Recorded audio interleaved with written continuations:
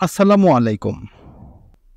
আজকে বাংলাদেশ সহ আন্তর্জাতিক লেভেলের যত পেপার পত্রিকা আছে এবং গণমাধ্যম আছে প্রত্যেকটাই একটা খবর খুবই ফোলাওভাবে প্রকাশ করেছে। সেটা হচ্ছে আজকে বাংলাদেশের প্রধানমন্ত্রী শেখ হাসিনা এবং ইন্ডিয়ার প্রধানমন্ত্রী নরেন্দ্র মোদির একটি বৈঠক হবে এবং সেই বৈঠক থেকেই বাংলাদেশের ভাগ্য নির্ধারণ হবে। তাহলে কি বাংলাদেশের ভাগ্য গড়ার একমাত্র কারিগর ইন্ডিয়া? ইন্ডিয়া ছাড়া বাংলাদেশের ভাগ্য নির্ধারণ করার মতো দেশ এই পৃথিবীতে আর একটাও নেই। সেটাই কি বোঝায়? আর এটার জন্যই কি বাংলাদেশের প্রত্যেকটা রাজনৈতিক দল অপেক্ষা করছে যে আজকে কি বৈঠক হবে, কি সিদ্ধান্ত হবে সেটার উপর নির্ভর করছে সবাই, না অন্য কিছু?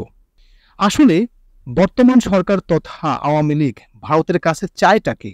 আর বর্তমান সরকার তথা মাননীয় প্রধানমন্ত্রী শেখ হাসিনা নরেন্দ্র মোদির কাছে যা চাবে সেটাই কি পাশ হবে, না অন্য কিছু? সেই বিষয়ের উপর কিছু কথা এখন আপনাদের সামনে শেয়ার করব। আওয়ামী লীগ ভারতের কাছে চায় কি? বাংলাদেশের জাতীয় নির্বাচনের আগে দিল্লিতে নরেন্দ্র মোদির সঙ্গে শেখ হাসিনার বৈঠকটি রাজনৈতিকভাবে বেশ গুরুত্ব দিছে ক্ষমতাসীন আওয়ামী লীগ। আওয়ামী লীগের প্রত্যাশা করে শেখ হাসিনার সরকারের উপর যুক্তরাষ্ট্রের চাপ রাঘব হবে এবং আওয়ামী লীগের প্রতি সমর্থন অব্যাহত রাখবে ভারত। আন্তর্জাতিক রাজনীতিতে যুক্তরাষ্ট্রের গুরুত্বপূর্ণ মিত্র ভারত। যুক্তরাষ্ট্রের সঙ্গে ভারতের বহুমাত্রিক সম্পর্ক আছে, সেই সম্পর্ককেই কাজে লাগাতে চায় সরকার। এই বিষয়ে আওয়ামী লীগের আন্তর্জাতিক বিষয়ক সম্পাদক শাম্মী আহমেদ বলেন যে বাংলাদেশের অস্বাভাবিক সরকার আসুক সেটা কোনো দেশই চাওয়া উচিত নয়। এখানে সাংবিধানিক ধারাবাহিকতা থাকুক, এটাই চাইবে সবাই। এখানে ভারত সবসময় বাংলাদেশের যেটা সঠিক সেটাকে সমর্থন করে। ভারত কখনো বাংলাদেশের অর্থনৈতিক অবৈধ কিছুকে সমর্থন করে না। যেহেতু সামনে নির্বাচন, আমরা এইটুকু আশা করব যে ভারত সঠিক সিদ্ধান্ত নেবে, সঠিক সমর্থনটা দেবে, মৌলবাদের সমর্থন দেবে না। আপনারা এটাও জানেন যে বর্তমান ভারতে G20 সম্মেলন অনুষ্ঠিত হচ্ছে। এই সম্মেলনে অংশ নিচ্ছে যুক্তরাষ্ট্র, ব্রিটেন, ইউরোপীয় ইউনিয়ন সহ বিভিন্ন দেশ। অন্য দেশগুলোর সঙ্গেও সাইড লাইনের বৈঠকের সুযোগ রয়েছে বাংলাদেশের প্রধানমন্ত্রী শেখ হাসিনার।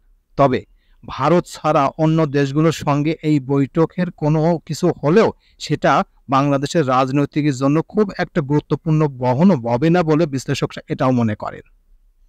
কিন্তু বাংলাদেশের নির্বাচন নিয়ে আওয়ামী লীগ যে চ্যালেঞ্জে পড়েছে এবং দলটির নেতারা ভারতের যে দৃঢ় সমর্থন প্রত্যাশা করেন, সেখানে ভারত কতটা এগিয়ে আসবে? ভারতের বিভিন্ন পাওয়ারফুল ব্যক্তিত্ব এবং যারা আন্তর্জাতিক লেভেলে সবকিছু কথাবার্তা বিশ্লেষণ করে থাকেন তারা অলরেডি বলে ফেলেছেন যে ভারতের অবস্থান কি হবে, ইতিমধ্যে সেই বার্তা দেওয়া হয়ে গেছে অলরেডি।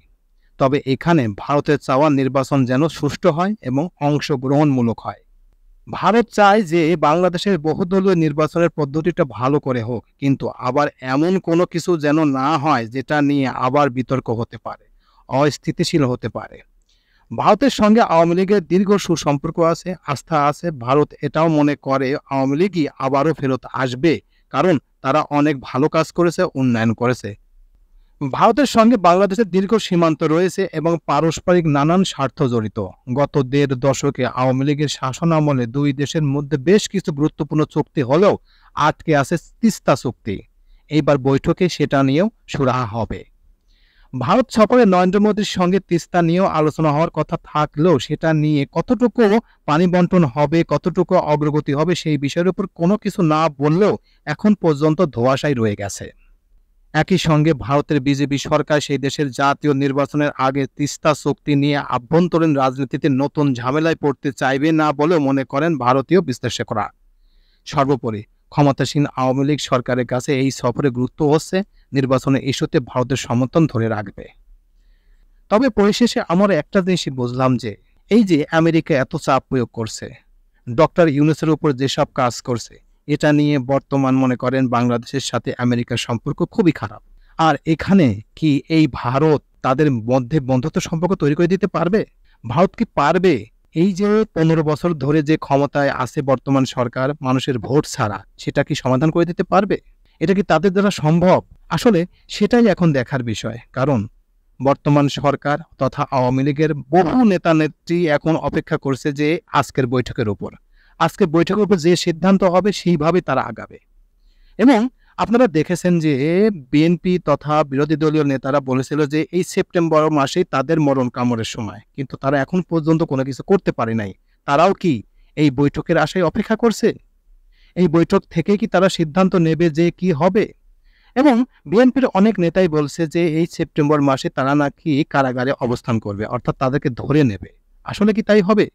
আসলে সেগুলো নিয়ে যে যেটাই বলুক না কেন সেটা নিয়ে কথা নাই। তবে বর্তমান সরকার, আওয়ামী লীগের যারা আছে তারা সবাই ভারতের উপর নির্ভর করছে। আর পরিশেষে আমরা একটা জিনিসই বুঝলাম যে সেটা হচ্ছে বাংলাদেশের কারিগর বলেন, বাংলাদেশের ধারক বাহক বলেন, সে হচ্ছে একমাত্র ইন্ডিয়া। ইন্ডিয়া যেটা করবে সেটাই হবে বাংলাদেশের। তাই আমি পরিশেষে একটি কথাই বলব, আপনারা যে যাই বলেন না কেন সবকিছু ইন্ডিয়ার উপরে নির্ভর করে, বাংলাদেশের বর্তমান ভবিষ্যৎ এবং সবকিছু।